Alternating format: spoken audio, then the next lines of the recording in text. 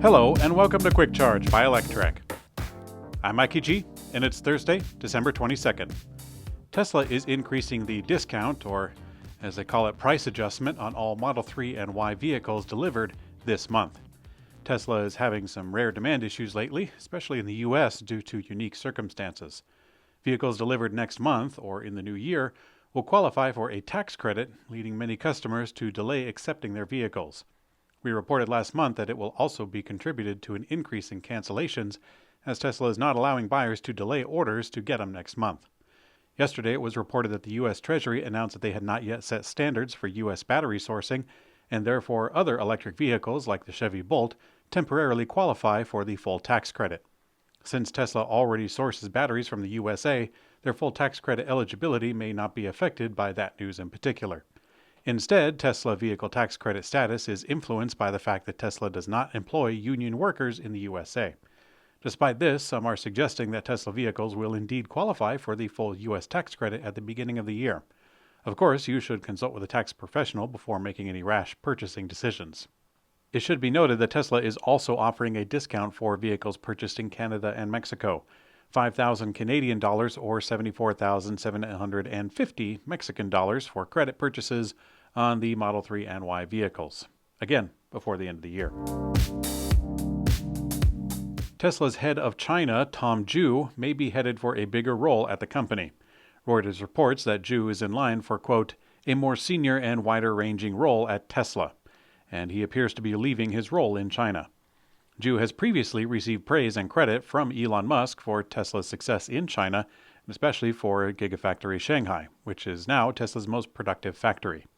A couple weeks ago, a sketchy report came out claiming that Zhu was going to take over Elon Musk's job as CEO. The next day, Bloomberg reported that Zhu was going to take over Gigafactory Texas. In Electrek's take, we anticipate that Tom Zhu will definitely be on the move, and there are certainly incentives to leave China at the moment, but currently, there are two high roles at Tesla that are empty: the president of Tesla or the president of Tesla Automotive. Previously, Tesla did have John McNeil as, quote, the president of sales and services, which was a wide-ranging role within the company. Those responsibilities reportedly went to Elon Musk when he left. Around the same time, Jerome Gillen was made Tesla's first, quote, president of automotive, in charge of all automotive operations and program management, and he reportedly directly reported to Elon Musk, but, however, eventually he left Tesla, and it is not known where his responsibilities lay at the moment. To us, a role such as this for Tom Zhu seems more likely than him becoming the CEO of the whole company and ousting Elon Musk. Tesla Europe confirmed that it is going to allow third-party charging stations in their navigation system, but those stations will have to meet the automaker's high standards. Although stations in the US are prone to outages and compatibility issues, in Europe Tesla uses the CCS connector in their vehicles like the other charging networks. In order to be listed inside the Tesla vehicles, the automaker says that the charging stations will need to have at least one compatible charging connector, be frequently used by Tesla drivers at least once every 4 days, and have an average charge success rate of 90% or higher. The stations will be removed from the system automatically if within 14 days no charge sessions detected or if the average charge success rate falls below 70%. The new qualified third-party charger program is starting with Europe and also Israel. According to Tesla's own timeline, the Tesla Megapack, which is the company's utility-scale energy storage battery system, could be sold out for almost the next 2 years. Several online commenters have pointed out that Tesla has updated its online configurator with the earliest delivery in the third quarter of 2024. Although Tesla's Megapack is the energy storage system for utility and power companies, deployment has been quite successful thus far. Tesla is working faster than ever through its backlog, with 42 Megapacks being produced per week at Gigafactory Nevada, and also a Megafactory in California that recently came online, getting up to an ambitious capacity of 40 gigawatt hours per year. The product must be in very high demand because despite greatly added production, Tesla is still sold out for 20 months.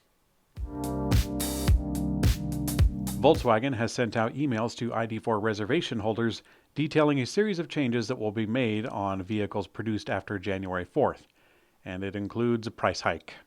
The $1,500 MSRP increase comes to all 2023 ID.4 SUVs assembled on January 4th or later. Cars assembled before that date will maintain the old MSRP.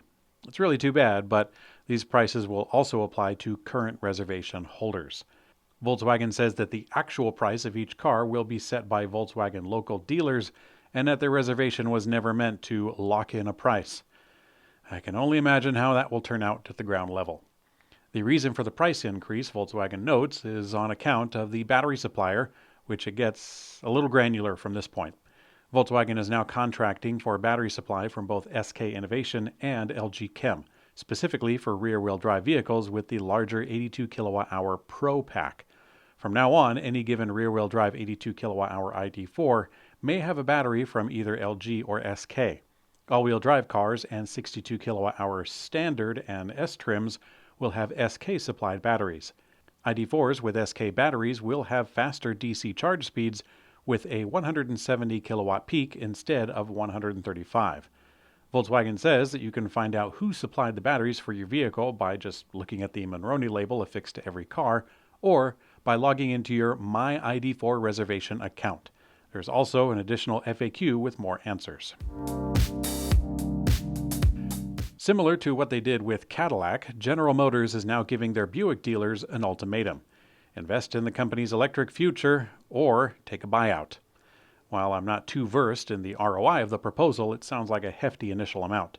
The minimum upfront cost is ranging from $300,000 to $400,000 for the dealers. According to the Detroit Free Press, there are at least a few Buick dealers who are not ready to invest. The investment will undoubtedly include on-site chargers, additional training and tooling for EV service, and also branding. I've noted a few local dealers from other brands who have also revamped their showroom and facilities when gearing up for Electrek, but that could just be a coincidence. Buick is preparing to be an all-electric brand by 2030, with its first fully electric vehicle in the U.S. expected in 2024. So dealers still have a little bit of time to get their ducks in a row. EV startup Canoo has received approval to receive tax incentives from Oklahoma City. Canoo announced in November that it was ready to begin EV production after selecting a 630,000 square foot move-in ready plant, with the company applying for $1 million in incentives.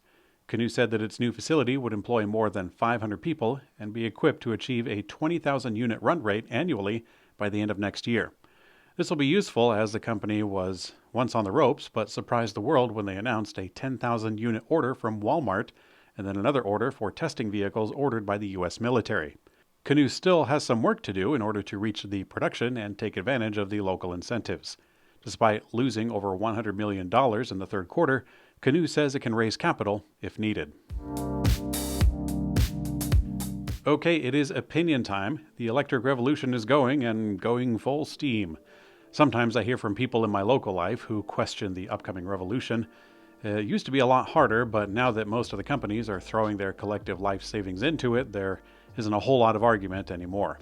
With the advent of Cadillac, Buick, Volkswagen, Ford, and other local dealerships having local representation of EV adoption, I don't think there's going to be a whole lot left in the total takeover. I'm paraphrasing, but quite a long time ago I heard Jay Leno say that he believes that EVs were the future of cars, but also that gas cars would stick around as a hobbyist market.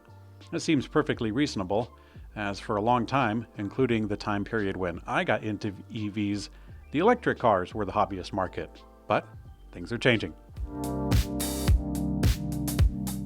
In today's community comment found on YouTube, Martin Wood says, "Merry Christmas to all at Electrek, and also to all EV and renewable energy fans." Thank you very much, Martin. Our next installment of Quick Charge will be Saturday, December 24th, Christmas Eve. This week has actually surprised me with the amount of news that we've had and also the quality.